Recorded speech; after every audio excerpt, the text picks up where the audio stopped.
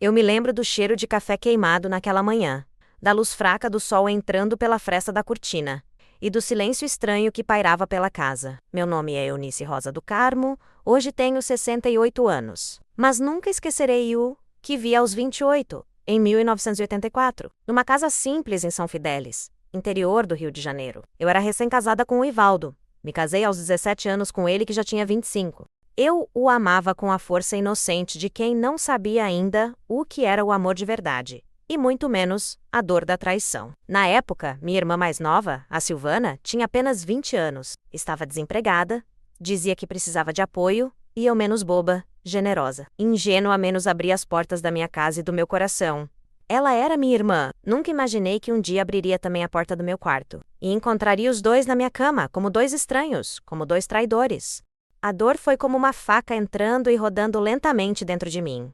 Meus filhos pequenos dormiam no quarto ao lado. A chaleira apitava. O rádio tocava um modão do trio Parada Dura. E a minha vida, naquele instante, parecia um filme ruim, passando em câmera lenta. Minha irmã, minha própria irmã, com o homem que jurei amar até o fim. E ele, sem um pingo de vergonha, só conseguiu dizer: não é o que parece. O que faz uma mulher continuar depois disso? Como se reconstrói a alma quando a traição vem de dentro da sua própria casa? Como se olha nos olhos dos filhos e finge que o mundo continua igual? Eu precisei de muito mais que coragem. Precisei reaprender a respirar. Mas se você pensa que minha história acaba aí, tá muito enganado. Porque às vezes, a dor que nos destrói também pode ser a mesma que nos reconstrói. Você teria coragem de encarar de frente a maior ferida da sua vida? Se sim, então fique aqui comigo até o fim menos, porque essa história vai mexer com cada canto do seu coração. Se você gosta de histórias reais, dolorosas, intensas e com lições de superação, já se inscreve no canal, ativa o sininho, porque toda semana eu volto com mais um relato de alma aberta. Era uma manhã abafada de janeiro, e o céu tinha uma cor estranha, quase opaca.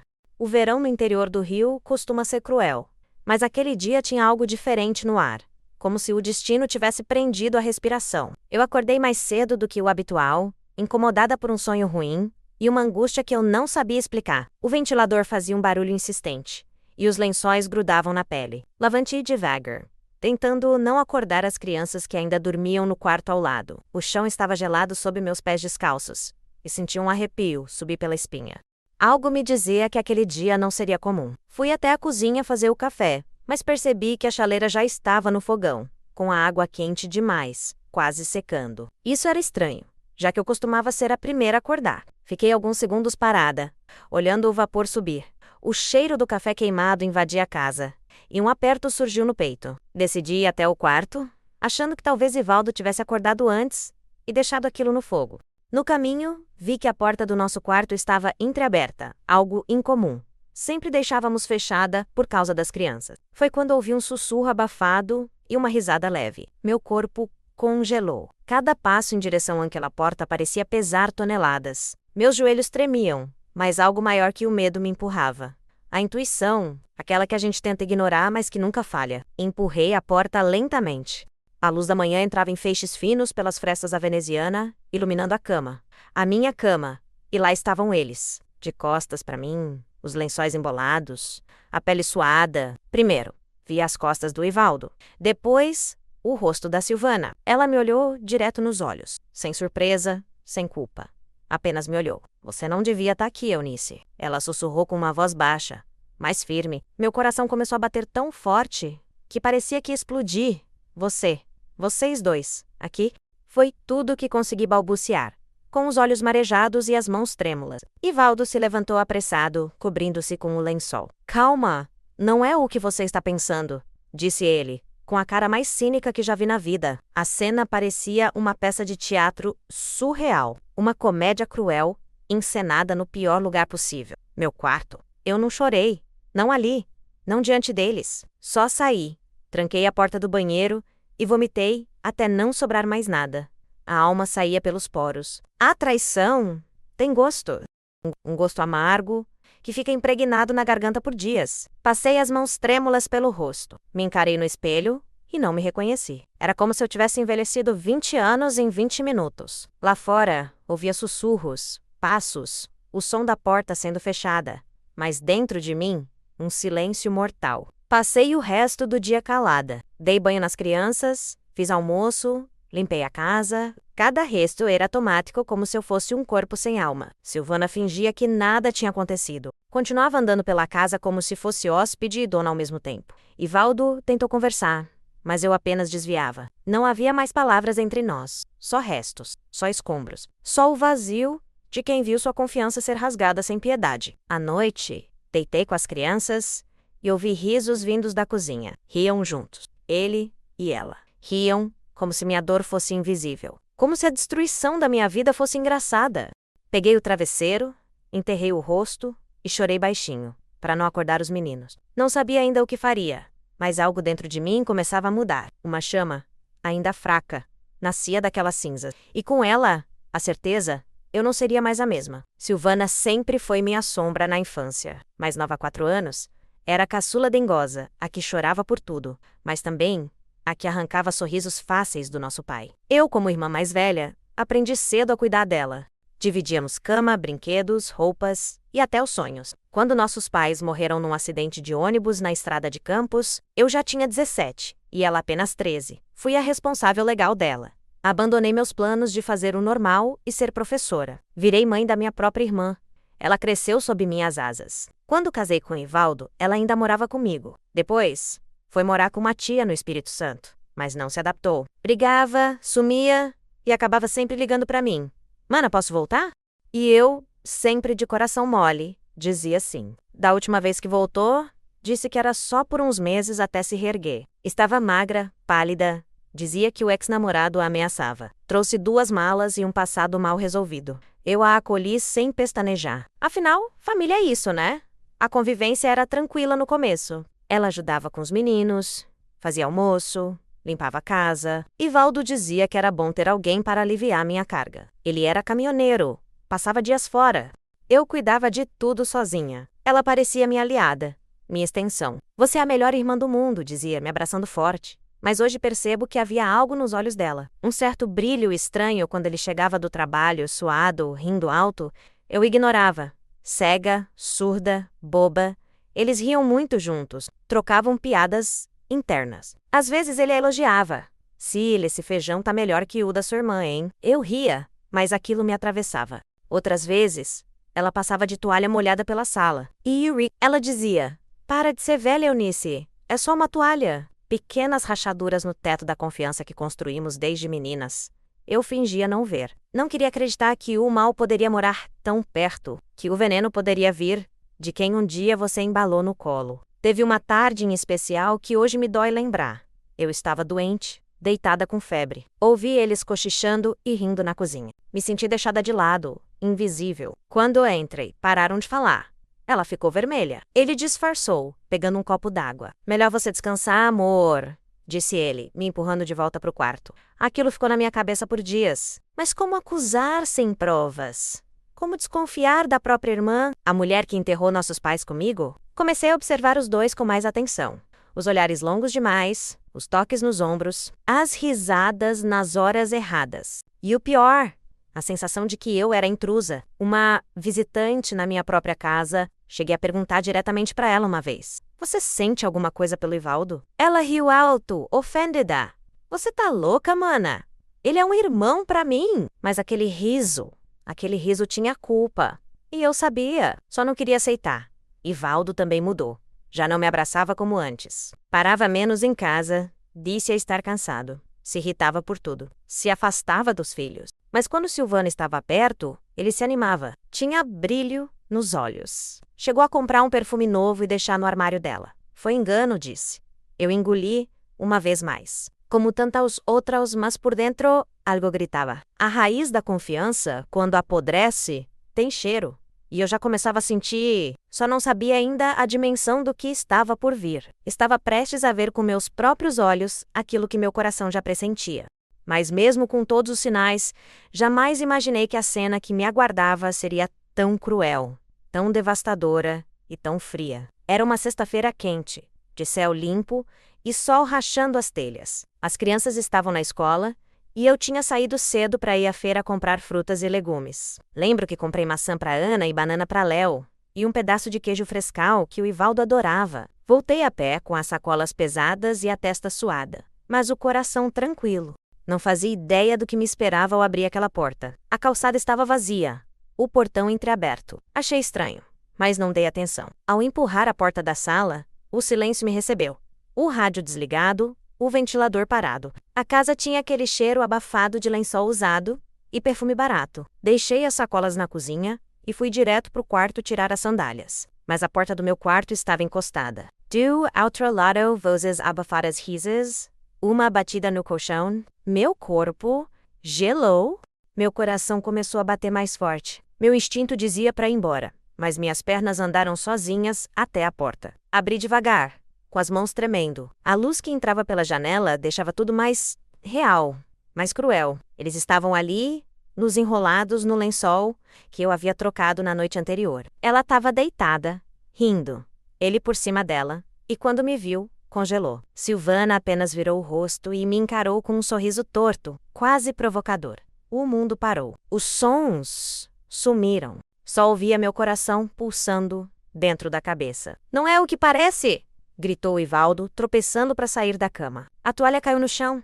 Ele tentou cobrir a nudez com a colcha. Silvana apenas puxou o lençol e cruzou as pernas, com aquela calma fria que eu nunca tinha visto nela. Você chegou cedo, Manela disse. Como se estivéssemos falando da hora do almoço. Eu fiquei ali parada, sem conseguir falar, sem conseguir gritar, só sentia o chão escapar dos meus pés. Quando finalmente consegui abrir a boca, só saiu um gemido rouco. As lágrimas desceram sem aviso. Meus braços tremeram, minhas pernas cederam. Me apoiei na parede, sem conseguir respirar direito. Na minha cama na minha casa. Com a minha irmã? Consegui dizer, entre soluços e raiva. Ivaldo tentou se aproximar. Calma, amor, a gente precisa conversar. Mas eu recuei. Não encosta em mim! Silvana não dizia nada. Apenas me olhava com um certo desprezo, como quem se sente vitoriosa. Foi a primeira vez que percebi o ódio dela por mim. E o pior, eu nunca tinha feito nada contra ela. Sempre a ajudei, a protegi, abri minhas portas, e ela retribuiu com a mais cruel das punhaladas. Traição é uma ferida funda, mas quando vem de sangue do seu sangue, ela apodrece por dentro. Peguei minha bolsa, corri até o quarto dos meninos, os abracei com força. Eles não entenderam nada. Estavam brincando. Eu chorava em silêncio, tentando proteger-se do caos que era agora o nosso lar. Peguei algumas roupas deles, coloquei numa mochila e saí. Deixei tudo para trás. Casa, lembranças, marido, irmã. A única coisa que levei foi o que ainda me restava. Meus filhos. E minha dor? Na rua.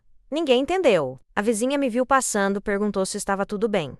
Eu apenas balancei a cabeça e segui. Fui para a casa da dona Elvira, amiga da minha mãe, que me recebeu de braços abertos. Fiquei sentada na cozinha dela por horas, com o olhar perdido. Fala, Eunice, o que aconteceu? E pela primeira vez, eu consegui dizer... Eu vi, Elvira, com os meus próprios olhos. Os dois. A partir dali, a Eunice que existia morreu, nascia outra. Uma mulher despedaçada, mas que em breve descobriria forças onde jamais imaginou. Porque, quando tudo desmorona, ou você se enterra, ou aprende a reconstruir com o que sobrou. Os dias que seguiram foram uma névoa. Acordava, fazia o básico pelas crianças e voltava para a cama. A casa da dona Elvira tinha cheiro de lavanda e pão quente, mas nada disso me alcançava. Dentro de mim, só havia vazio. Eu não comia. Não falava. Apenas chorava baixinho à noite enquanto os meninos dormiam. Era um luto estranho, porque ninguém tinha morrido. E ao mesmo tempo, tudo que eu era morreu naquela cena. Luto por um casamento, por uma confiança, por uma irmã. Luto sem caixão, sem flores, sem despedida. Um luto solitário, que não se podia explicar para as pessoas sem ser julgada. Mas ele era um bom pai. Sua irmã precisava de ajuda. Você vai perdoar, né? Não, eu não podia perdoar.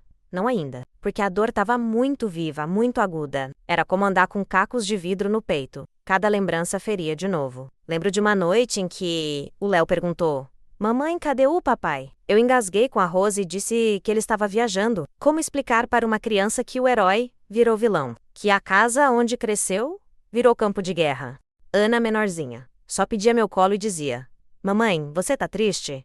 Eu balançava a cabeça, mas o rosto me traía. A dor da mãe vira a dor dos filhos. Isso é o mais cruel. Elvira tentava me animar, fazia bolos, colocava música na vitrola, me convidava para ir à igreja.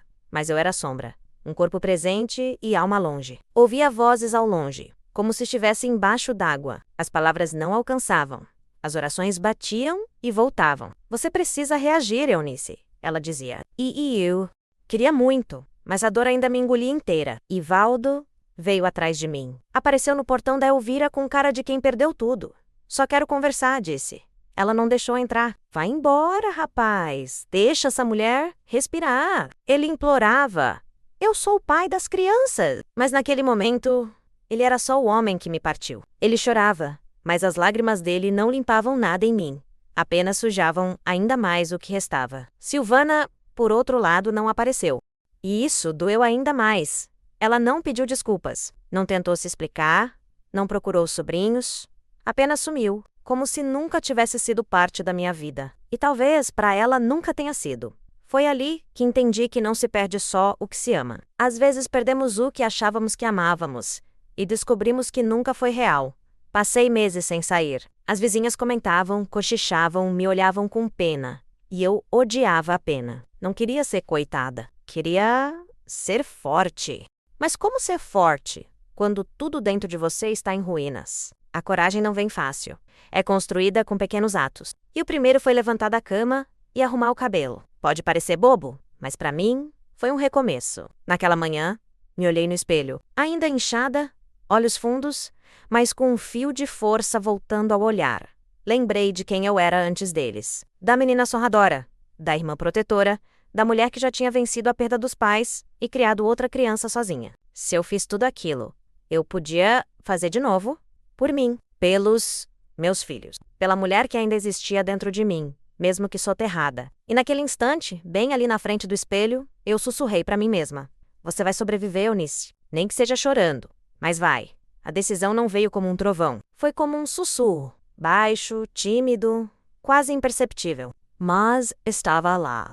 Naquela manhã abafada, de céu cinzento e cheiro de chuva no ar, eu levantei da cama antes do despertador dos meninos tocar. Peguei minha velha saia florida, prendi o cabelo com uma fita azul e encarei meu reflexo com firmeza. Não era mais sobre o Ivaldo, não era mais sobre a Silvana. Era sobre mim, sobre quem eu queria ser dali pra frente. Preparei o café, coloquei as lancheiras dos meninos na mesa e senti algo diferente. Um respiro. Pequeno Mosriel.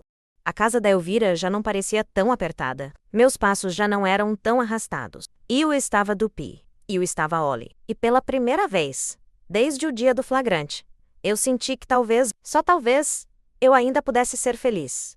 Não do mesmo jeito, mas de um jeito novo, só meu. Levei os meninos até a escola e voltei pelo caminho mais longo, respirando fundo, observando a rua que tantas vezes ignorei. As casas simples, o vendedor de picolé, o cheiro de pão da padaria. Tudo parecia mais vivo, mais intenso. Eu tinha estado anestesiada por tanto tempo que até o som do caminhão do gás parecia bonito. Era a vida dizendo, você ainda está aqui, Eunice. Naquela tarde sentei com Elvira na varanda e falei tudo, pela primeira vez, sem chorar. Contei sobre o momento em que entrei no quarto, sobre o sorriso da Silvana, sobre o nojo, o choque, a vontade de sumir. Ela apenas me ouviu, segurando minha mão. No fim me disse, você passou pelo inferno, minha filha, mas ninguém fica no inferno para sempre. Quem passa, sai mais forte. Aquilo ficou martelando na minha cabeça o dia inteiro. Decidi então que não queria mais fugir da dor. Eu ia olhar para ela, ia encarar o que tinha vivido. Peguei um caderno velho e comecei a escrever. Escrevi tudo, do começo ao fim. Cada detalhe, cada emoção. Chorei sim, mas dessa vez era um choro limpo. Um choro de libertação. Descobri ali que minha história merecia ser contada, nem que fosse só para mim mesma, porque calar doía mais que lembrar. Aos poucos fui retomando as rédeas da minha rotina. Comecei a costurar roupas para as vizinhas. Voltei a frequentar a igreja, fiz amizade com outras mulheres que também tinham passado por traições. Ouvíamos umas às outras, ríamos, chorávamos e percebíamos que não estávamos sozinhas, porque toda mulher que amou de verdade já teve a alma rasgada em algum ponto. E ainda assim, sobreviveu. Teve um domingo em especial que marcou esse novo começo. Fui à missa com um vestido azul claro que minha mãe tinha me dado anos antes. Sentei no banco da frente, de cabeça erguida. Senti os olhares, ouvi os cochichos, mas pela primeira vez, eles não me feriram, porque eu sabia quem eu era. E o que eu havia vencido, a dor ainda morava em mim, mas já não era dona da casa.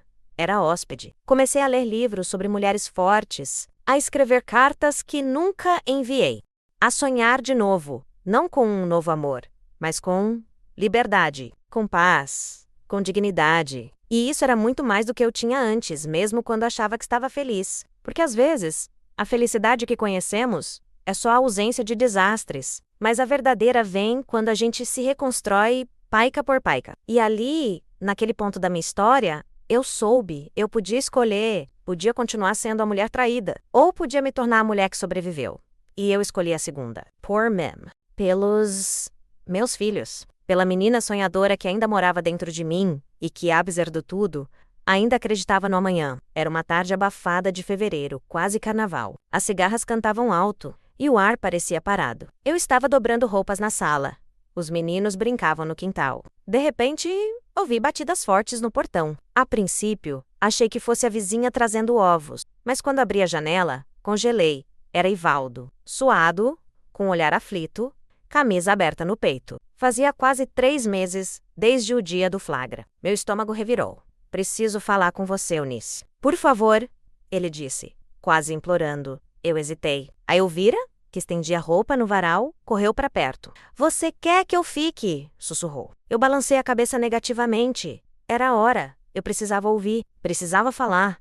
Precisava acabar com aquela ferida aberta. Abri o portão, devagar. Ele entrou com os ombros baixos, como quem carrega o próprio peso nas costas. Só quero conversar. Sem gritos, disse. E eu apenas sentei na cadeira da cozinha. Ele ficou de pé. Eu errei, Eunice. Eu me perdi. Começou ele. Foi uma fraqueza. Eu nunca planejei isso. A Silvana, ela se insinuava. E eu, idiota, cedi. Cada palavra era como vinagre numa ferida exposta. Eu ouvia calada, com um queixo firme. Você me traiu com a minha irmã. Isso não é só fraqueza. Isso é perversidade. Eu disse, firme, olhando nos olhos dele. Ele baixou a cabeça. Eu me arrependo. Todo santo dia, sinto falta dos meninos. Sinto sua falta. Eu era feliz.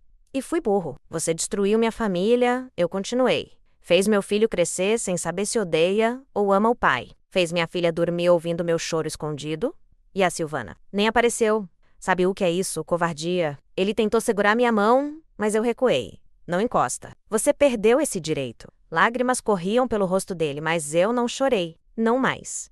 Eu estava cansada de chorar. Ele falou de perdão, de reconstrução, de tentar, outra vez. Disse que Silvana foi embora da cidade, que ela estava morando em outro estado, que não queria manter contato. Disse que tinha se dado conta do que perdeu.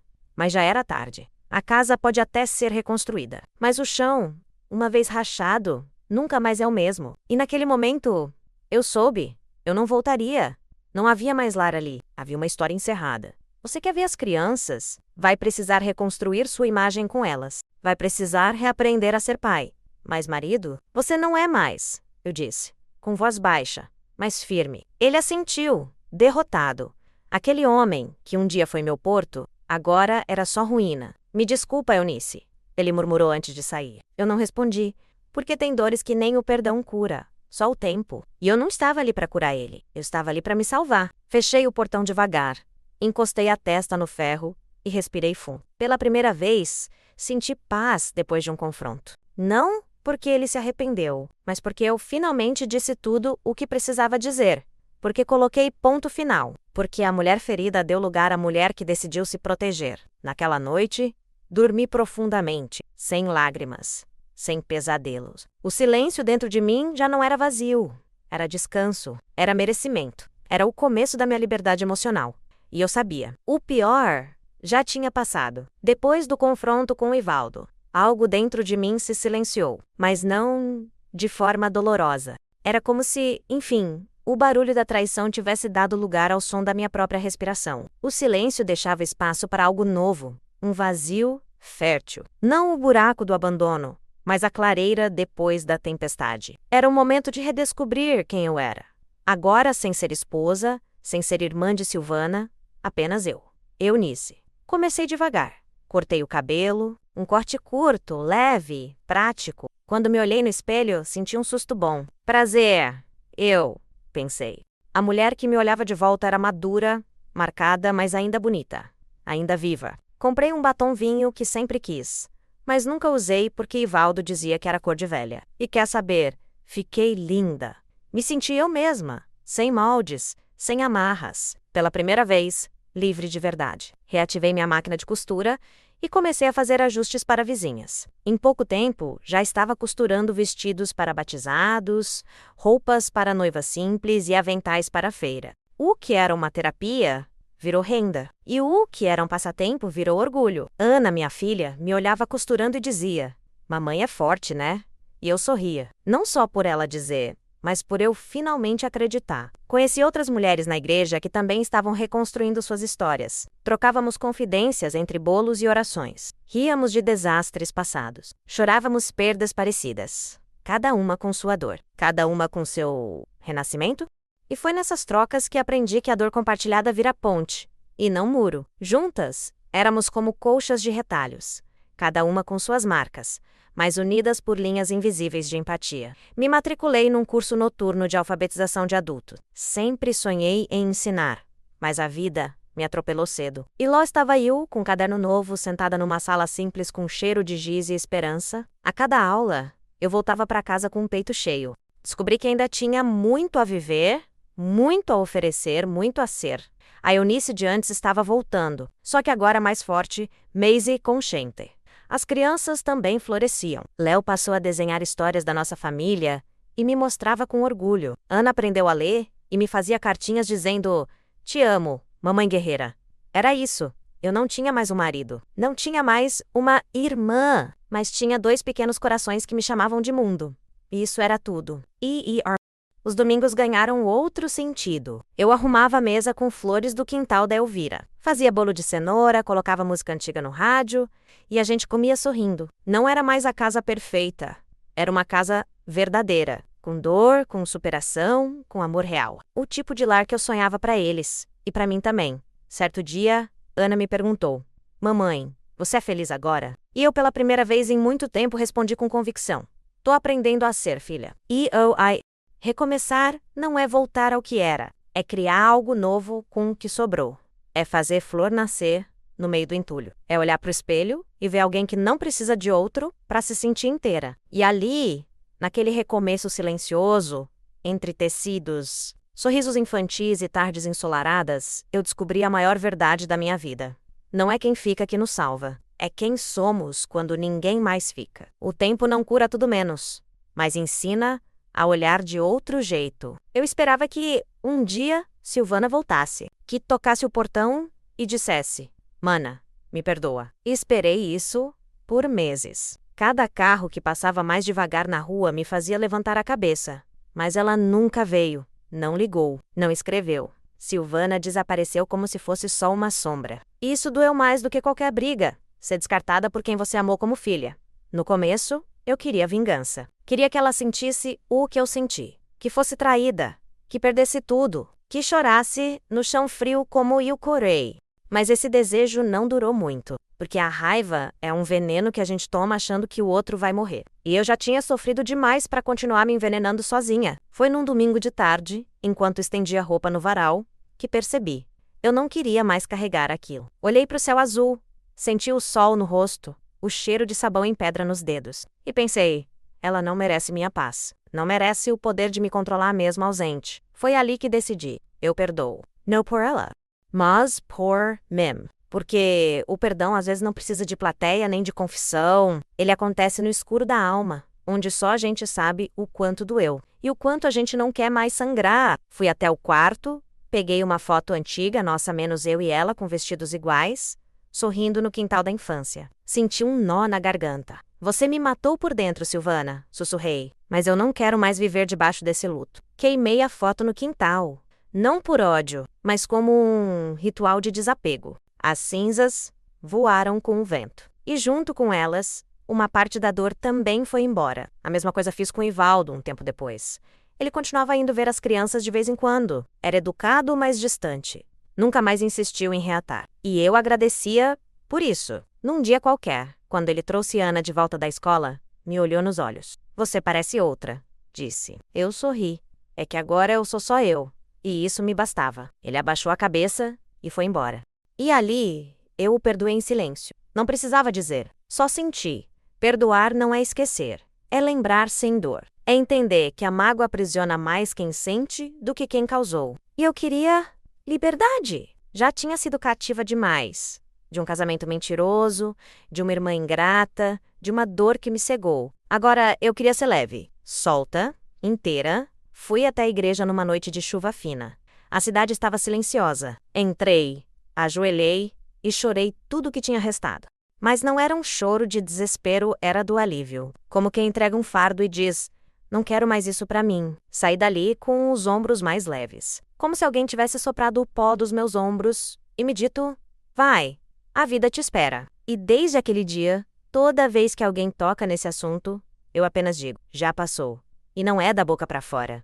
Passou mesmo. Porque eu escolhi que passasse. Porque aprendi que algumas feridas não se curam com remédio. Mas com o tempo e a decisão de não cutucar mais. Perdoei sem ouvir desculpas, sem cartas, sem reencontros. E isso me libertou. Porque no fundo o perdão mais difícil é aquele que a gente dá pra seguir sem precisar de ninguém. E eu me dei esse presente. Se teve algo que me manteve de pé durante todo aquele inferno, foram os meus filhos, Léo e Ana. Meus 2 pedaços de céu em meio ao caos. Eles nunca entenderam a gravidade do que aconteceu, mas sentiram. Sentiram meu silêncio, meu cansaço, minhas lágrimas escondidas no travesseiro. Por isso, eu decidi que faria por eles o que ninguém fez por mim. Garantir uma infância segura, feliz e cheia de amor. Menos mesmo sem pai, mesmo com pouco. Com o tempo, a casa da Dona Elvira virou nosso lar. Simples, pequena, mas cheia de cheiro de bolo, barulho de risada e brinquedos espalhados. Montei um quartinho para os 2 com papel colorido nas paredes e cortinas com estampa de bichinho. Toda noite, contávamos histórias antes de dormir. Às vezes, inventadas. Às vezes verdadeiras. E nesses momentos eu percebia que reconstruir não é sobre paredes, é sobre presença. Léo era mais quieto, guardava a dor no peito, como eu. Tinha medo de perguntar por que o pai não morava mais com a gente. Mas certa vez, ele soltou: mamãe, você ainda ama o papai? A pergunta me atravessou. Respirei fundo e respondi: eu amei muito, mas hoje amo você e sua irmã mais do que tudo. Ele sorriu e me abraçou forte. E naquele abraço eu soube. Estava no caminho certo. Ana, com sua doçura, era minha luz. Me escrevia bilhetinhos com coração desenhado e frases como: mamãe é forte, como um super-herói. Ela adorava me ver costurando e dizia que ia ser modista quando crescesse. Um dia, me pediu para fazer um vestido de princesa. Costurei com um pano velho, cheio de remendos. Quando ela vestiu, se olhou no espelho e gritou: tô linda! Porque a beleza morava na pureza dela menos e na nossa sobrevivência. As refeições eram simples: arroz, feijão, ovo. Mas a mesa era cheia de conversa, de planos, de risadas bobas. Aos domingos, íamos à pracinha tomar picolé. Eles corriam atrás dos pombos e me chamavam para correr também. E eu corria, com a saia batendo nas pernas e o cabelo solto ao vento, porque ali, entre risos e gritos infantis, eu redescobria o que era viver sem medo, sem mágoa, sem depender de ninguém. Comecei a guardar dinheiro com os ajustes de roupa. Consegui comprar uma bicicleta usada para o Léo. Depois, uma boneca de pano para a Ana. Coisa simples, mas com gosto de conquista. Ensinei os 2 a agradecer pelo pouco, a cuidar um do outro, a dizer eu te amo, sem vergonha. Porque se tem algo que entendi com tudo isso, é que o amor, quando verdadeiro, nunca machuca. Só soma. Fiz questão de manter vivas as tradições da nossa família. As músicas antigas que minha mãe cantava, as receitas que aprendi na adolescência, as orações antes de dormir. Eu queria que eles tivessem raízes, que soubessem de onde vieram, que tivessem memória afetiva, mesmo que o pai estivesse ausente. Eles não precisavam de luxo, precisavam de afeto. E isso eu tinha de sobra para dar. Com o passar do tempo, nossa rotina ganhou leveza. Os dias deixaram de ser pesados. As noites não doíam tanto. A saudade ainda batia, mas não feria mais. Era como uma brisa, uma lembrança que vinha e ia. E no lugar da dor, crescia algo maior.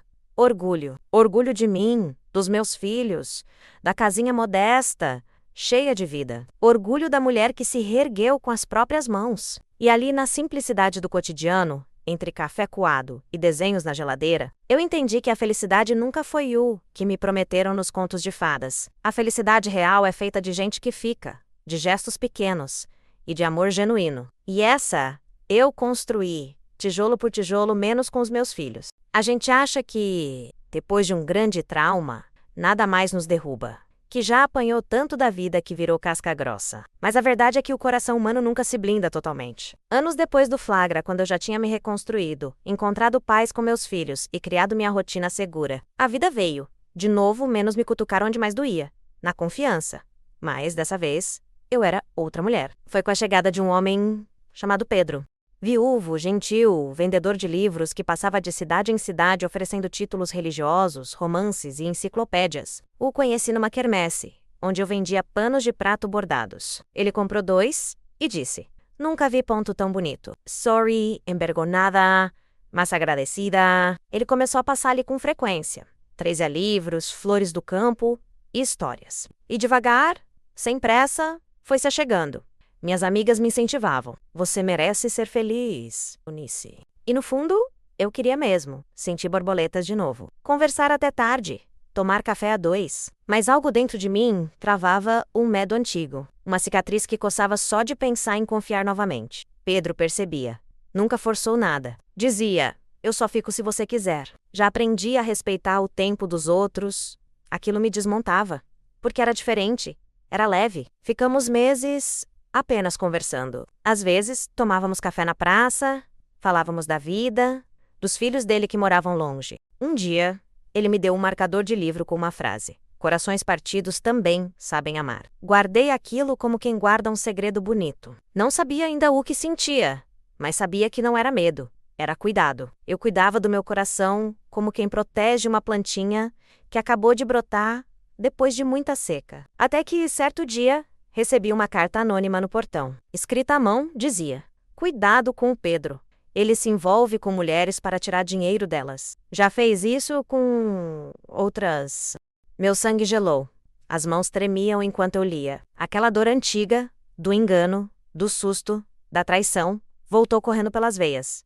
Não dormi naquela noite. Senti que estava sendo testada de novo. Será que o universo queria rir de mim mais uma vez? Poderia ter me calado. Poderia ter sumido da vida dele, como aprendi a fazer com tudo que doía. Mas não. Eu era outra agora. No dia seguinte, encarei Pedro na praça. Entreguei a carta. Ele leu em silêncio, me olhou nos olhos e disse: "Pode acreditar ou não, mas se quiser saber quem sou, me acompanhe. Fale com as pessoas que me conhecem. Veja com seus próprios olhos." E foi embora. Fiquei dias remoendo aquilo. Conversei com Elvira. Conversei com Deus. Conversei comigo mesma. E então decidi. Não ia viver com medo do passado. Fui atrás. Descobri que Pedro, de fato, tinha uma história sofrida. 2 viúvas com quem tentou relacionamentos e que acabaram o rejeitando por medo. Como eu, mas nenhum golpe. Nenhum rastro de mentira. Apenas alguém tão ferido quanto eu, tentando recomeçar. Voltei a falar com ele. Sem pressa. Sem promessas. Mas com verdade. "Se você me machucar, eu vou embora no mesmo dia." Avisei. Ele apenas respondeu: "Então nunca vá." E ali entendi que talvez a vida não estivesse me testando. Talvez estivesse me perguntando: "Você está pronta para acreditar de novo?" E pela primeira vez, eu quis tentar, porque o passado nos ensina sim, mas não pode nos engaiolar. A dor me ensinou a ser cautelosa, mas o amor, ainda que com cicatriz, me ensinava a ser viva. Hoje, quando olho no espelho, vejo muito mais que rugas, fios brancos e olhos cansados. Vejo uma história inteira refletida ali. Uma história de perdas, dores, silêncios, mas também de renascimentos. A mulher que me olha de volta não é a mesma que um dia chorou no chão do banheiro, segurando o próprio grito para não acordar os filhos. Aquela Eunice morreu. E no lugar dela, nasceu uma outra, inteira, lúcida, forte. A nova mulher que eu me tornei não espera mais ser salva. Ela entendeu que ninguém segura a nossa mão no momento em que tudo desaba. O que resta, no fim, é a nossa própria voz nos dizendo: "Levanta." E eu levantei, aos trancos, com os joelhos ralados, mas levantei. E cada passo, por menor que fosse, foi um ato de amor próprio. Foi uma declaração silenciosa de que eu me escolhi. Não precisei de status, nem de uma nova aliança no dedo, nem de provar nada pra ninguém.